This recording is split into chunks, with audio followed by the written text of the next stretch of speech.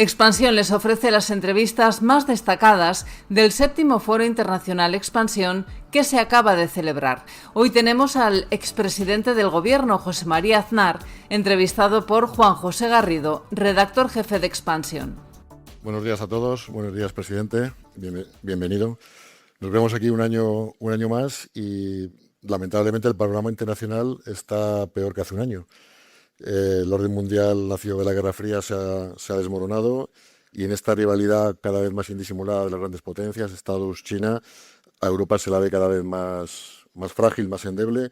La pregunta va por ahí. ¿Qué riesgos afronta Europa si no logramos una mayor cohesión política y militar, digamos?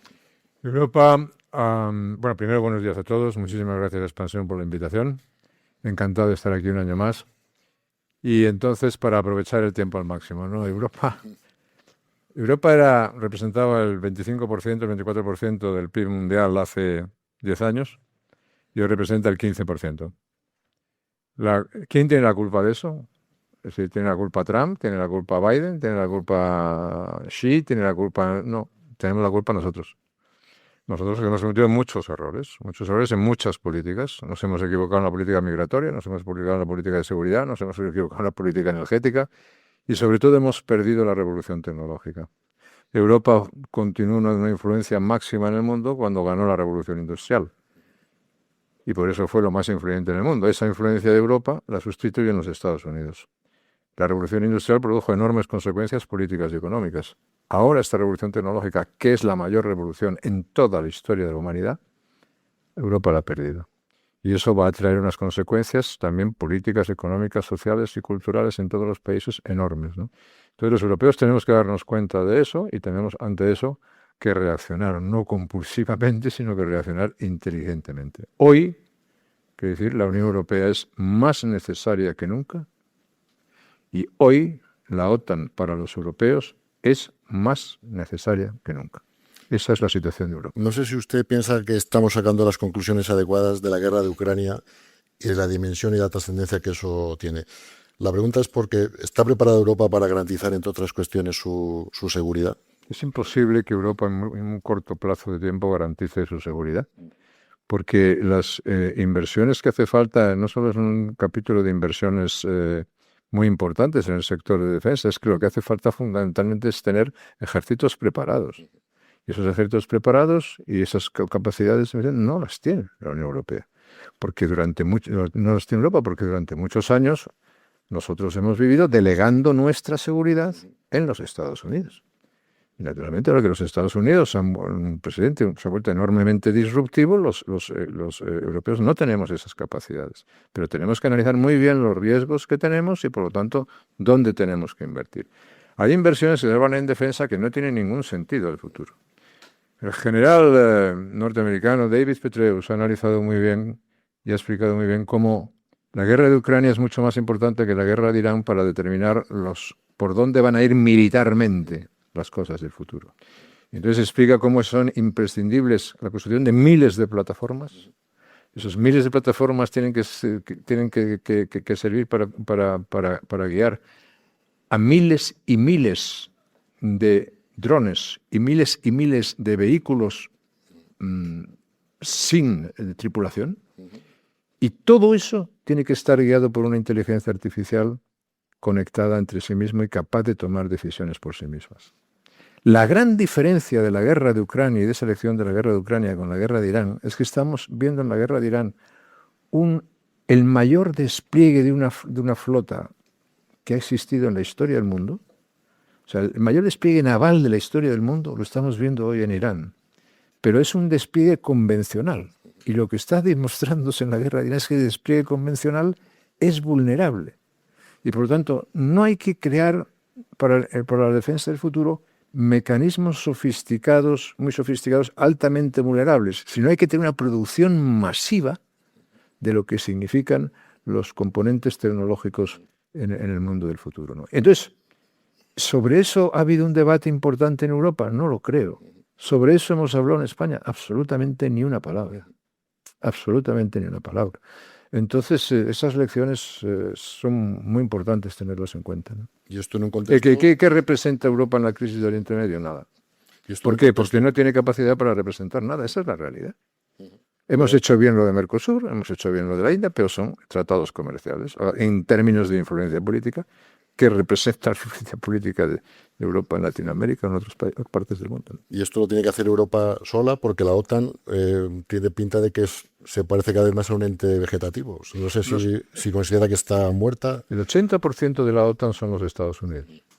Que tú eres el 20% de la OTAN, convertirte en el 80% de la OTAN te va a costar no solamente mucho dinero, sino muchísimos años, pero mientras tanto los riesgos no son riesgos decrecientes, son riesgos crecientes. Y por lo tanto lo que tiene que hacer Europa es cuidar, por supuesto, invertir más, por supuesto, determinar cuáles son sus riesgos, por supuesto, intentar recuperar o tener un puesto en la revolución tecnológica. Pero sobre todo lo que tiene que evaluar muy bien es que no podemos vivir sin esas alianzas. Cosa que también tienen que hacer los americanos. Trump es totalmente disruptivo para sus amigos, más disruptivo para sus aliados que para sus adversarios. Pero tiene que quedar muy claro que cuando uno mira la historia del mundo, las grandes alianzas que se han forjado siempre han sido victoriosas. No hace falta más que ir al siglo pasado o al siglo XIX. Las grandes alianzas siempre acaban triunfando y la OTAN es el ejemplo de una gran alianza victoriosa, triunfadora. Ponerla en cuestión es un error garrafal, ¿no? Una Europa desordenada, una Europa desgarrada, una Europa débil, una Europa sin capacidad, no es una ventaja para Norteamérica, es un problema, en todos los sentidos.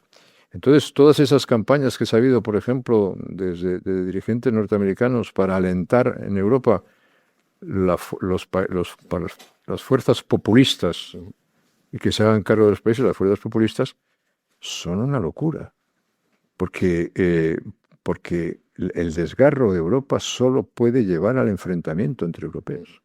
Y por eso digo eso que digo, la Unión Europea es más necesaria que nunca y la OTAN es más necesaria que nunca. No nos damos cuenta del periodo histórico que hemos vivido en Europa después de la Segunda Guerra Mundial y después de la Guerra Fría. Entonces, por muchas dificultades que el amigo más grande nos ponga ahora, tenemos que tener eso bien en mente para intentar arreglarlo, para intentar enmendarlo, porque las administraciones cambian, afortunadamente. Ahora mismo el vínculo transatlántico está hibernando y en ese contexto... Si el jefe del vínculo transatlántico dice que la OTAN es un tigre de papel y que Putin lo sabe, pues está debilitando la OTAN al máximo, ¿no? Y por lo tanto habrá gente que diga que la OTAN se ha terminado. La OTAN no se ha terminado, pero sobre todo tenemos que hacer lo que podamos, lo que haya que hacer para que la OTAN continúe. Y en ese contexto, ¿cómo interpretamos el viaje de Trump a China, donde se han propinado de todo tipo de elogios? Mi modesta opinión es que de ese viaje no ha salido nada que conozcamos relevante, excepto una cosa. Que Xi, que ha llegado a esa entrevista en mejor momento que Trump, antes de que llegase, ha dicho, cuidado, aquí hay un asunto que es Taiwán. Y Taiwán puede ser un asunto que si se maneja mal o haces lo que no debes, estamos dispuestos a que haya una guerra por eso. Claro. Pensar que ese viaje iba a producir que los chinos iban a ayudar a los norteamericanos en Irán, pues los chinos no van a ayudar a los americanos en nada. Pero en Irán, cero. O sea, nada. Y entonces ese mensaje, ese momento en el cual Trump llega a Pekín, es un buen momento para Xi, es un mal momento para Trump. Y Trump ahora en Irán tiene que tomar unas decisiones. ¿Por qué? Porque los chinos lo que quieren es la continuidad del régimen. Y evidentemente quieren el desgaste norteamericano. Pero los chinos ya han puesto su objetivo, que es un objetivo a corto plazo además, en Taiwán. Ya han hecho la advertencia. Y ahora Trump tiene que tomar una decisión, que es la venta de armas a Taiwán, que está aprobada por eso. Materializarla o no. Si no la materializa, ha empezado ya la pérdida de Taiwán. Con lo que eso supone para Japón, para Corea del Sur, para Filipinas, para Australia, es decir, para todos los aliados en el Pacífico, para la presencia norteamericana allí y para la seguridad marítima, ¿no? Y por tanto, descansar o pretender que los chinos te vayan a ayudar en Irán, eso no va a ocurrir. En Irán las cosas pueden congelarse con unos acuerdos con el régimen. En Irán puede haber una intervención militar que tiene que ser masiva para liberar el estrecho de Hormuz y garantizar la navegación marítima. Y eso es lo que tenemos que esperar.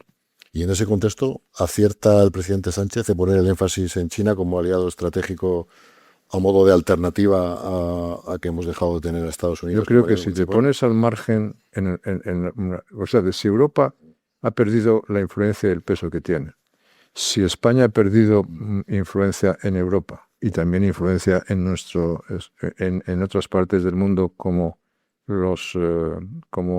Iberoamérica, si además de eso lo que te dedicas es a situar a España en la marginalidad de Europa, en la marginalidad de la OTAN, desatas hostilidades políticas en contra de los Estados Unidos y en contra de Israel, de los cuales tecnológicamente dependes para tener una seguridad verdaderamente decente. O sea, te has colocado de la peor manera posible en el momento peor posible. Y por eso yo digo muy seriamente y con mucha preocupación que en los intereses estratégicos de España están siendo seriamente dañados por Sánchez, seriamente dañados, más dañados de lo que nos podemos imaginar. Y eso es muy preocupante, ¿no? Pero la gente, los ciudadanos lo tienen que saber.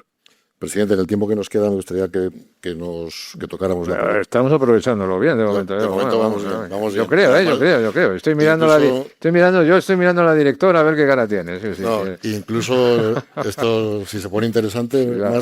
Hasta ahora no le he visto mala cara. Podemos estirar un poco más. Le vamos a pasar a la política doméstica y yo creo que el público que hoy nos acompaña está esperando que le pregunte por la noticia con la que hemos desayunado esta mañana, que el expresidente Zapatero, imputado por blanqueo de capitales en el caso Plus Ultra, es primer presidente de la democracia que en esta tesitura, y además no es nada baladí porque es una pieza importante del engranaje sanchista. ¿Qué reflexión le merece? No, yo sobre ese tema no tengo nada que decir, la verdad.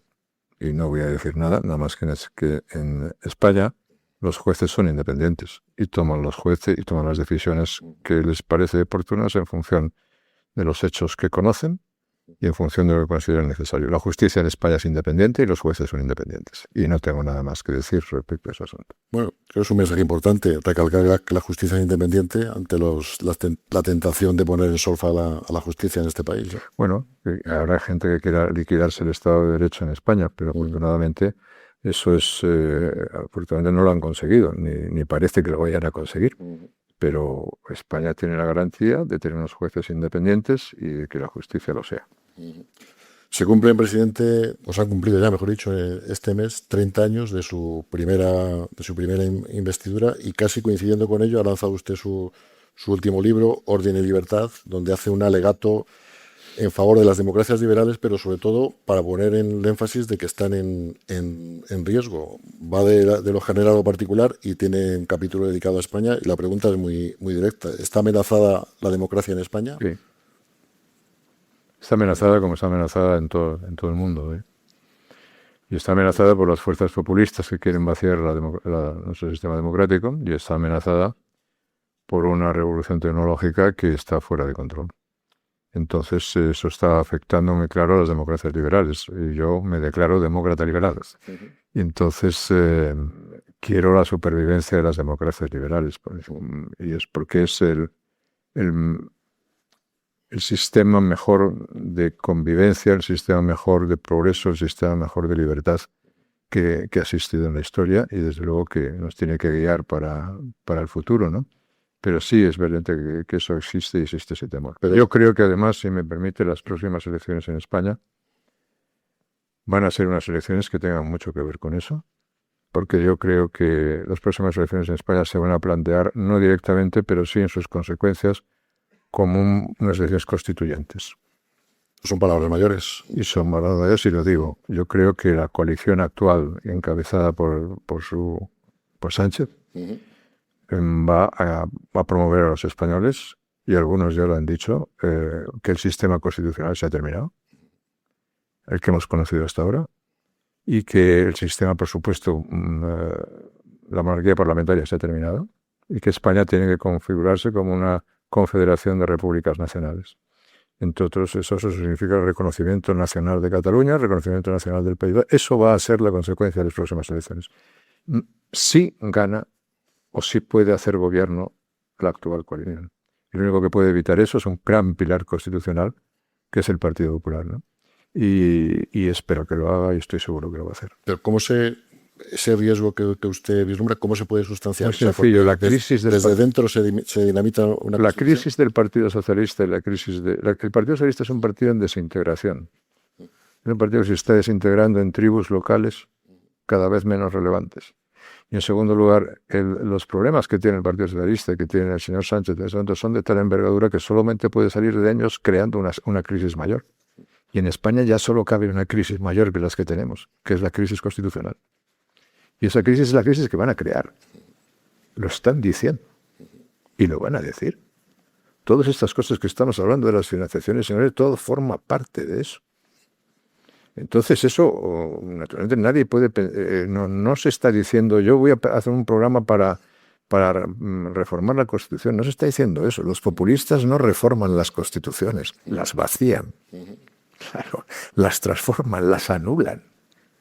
Y usted me dice, si usted hace un reconocimiento nacional de 3 partes de España, imagínate el País Vasco, de Cataluña o de Galicia, dice, ¿dónde está la Constitución? Es que ya no hay. Es que se acabó la Constitución. Bueno, por lo tanto, esas van a ser las próximas elecciones en España. Y en eso está nuestra democracia liberal. No en convertirnos en un país populista al arbitrio de gobernantes iliberales o de gobernantes autoritarios. Eso es lo que nos jugamos entonces.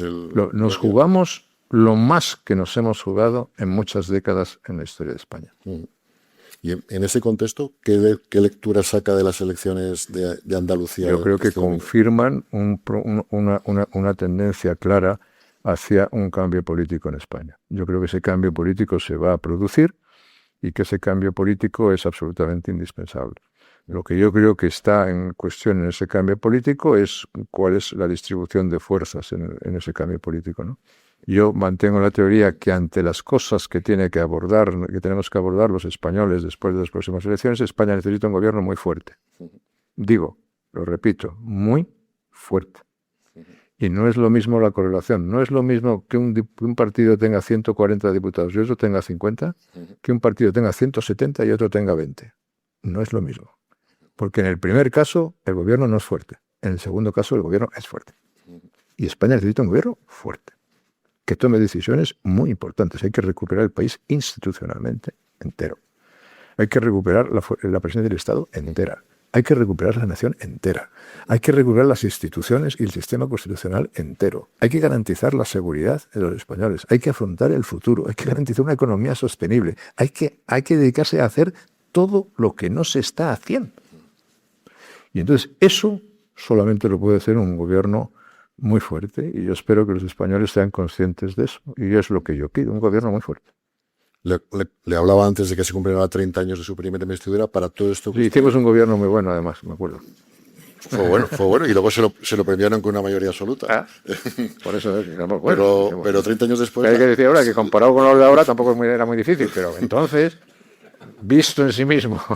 Es que ha cambiado mucho la película. Ahora se han normalizado cosas, líneas rojas que antes no se traspasaban. Ahora se puede gobernar sin presupuestos, en su época no. Hay muchas cosas que se dan los... Sí, sin Congreso, antes no. Se puede gobernar sin el Congreso. La cuestión va porque se dan las circunstancias para esos consensos o esas grandes transformaciones de las que usted habla. No. Porque, claro, un Partido Popular muy... Claramente no, y es por eso todavía porque hace más falta un gobierno fuerte, porque durante mucho tiempo, mientras la izquierda española, hasta que se recomponga en una izquierda moderada, socialdemócrata, va a tener una travesía enorme, ¿no? Y entonces volver a pasar de las tribus radicales locales a un partido socialdemócrata central y constitucional, eso requiere muchísimo tiempo, y por lo tanto España no está para esperar a eso, sino está justamente para que un gobierno fuerte tome las decisiones que el país necesita en un contexto internacional extraordinariamente peligroso y muy problemático, ¿no? Si nos despistamos, pues pagaremos las consecuencias.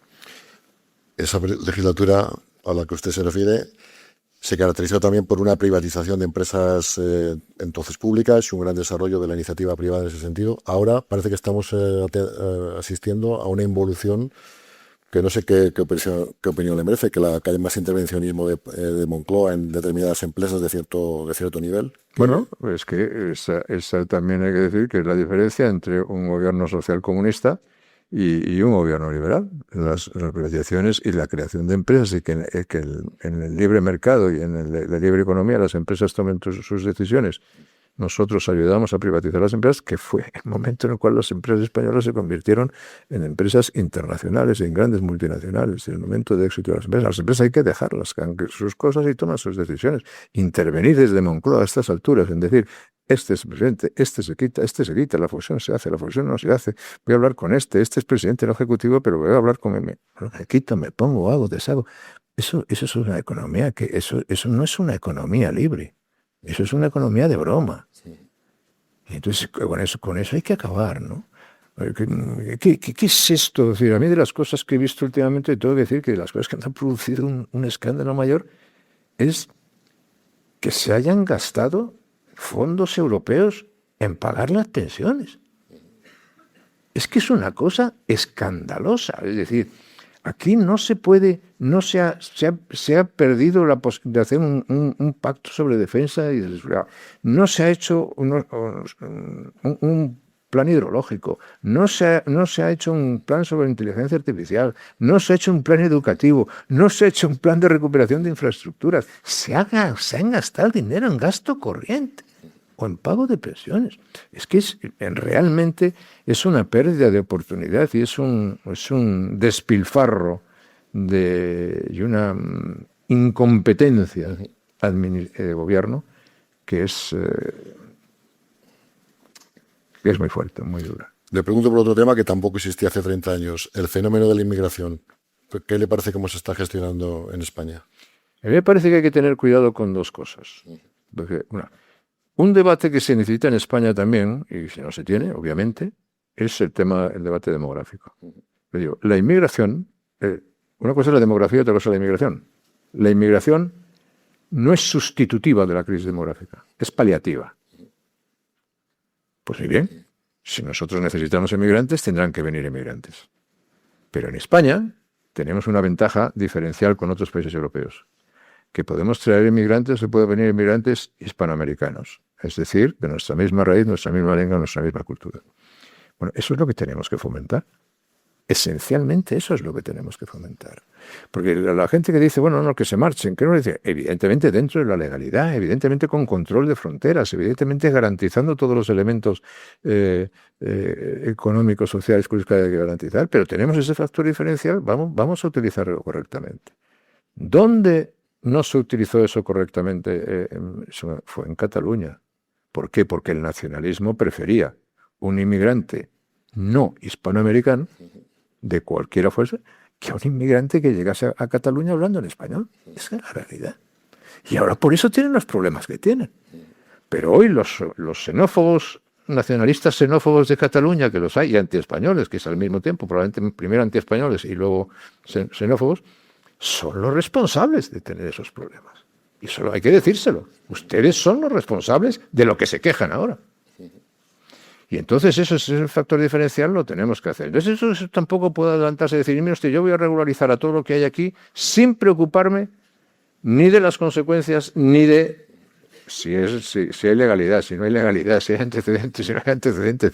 Las cosas se pueden hacer de una manera absolutamente ordenada, ¿no? Es como la concesión de nacionalidad y como la alteración del censo. Mire usted, nosotros los españoles tenemos que pensar a quién se le da la nacionalidad española. Esto de la ley de los nietos, de la memoria democrática, perdónenme ustedes, eso no se tiene de pie. Yo he estado en países en donde he conocido a nietos que estaban muy contentos porque les daban la nacionalidad española, se la habían hablado, que no hablaban una palabra de español. Y que no sabían de qué pueblo, de qué ciudad su familia era originaria. No podemos funcionar de esa manera. Y además eso afecta al censo electoral.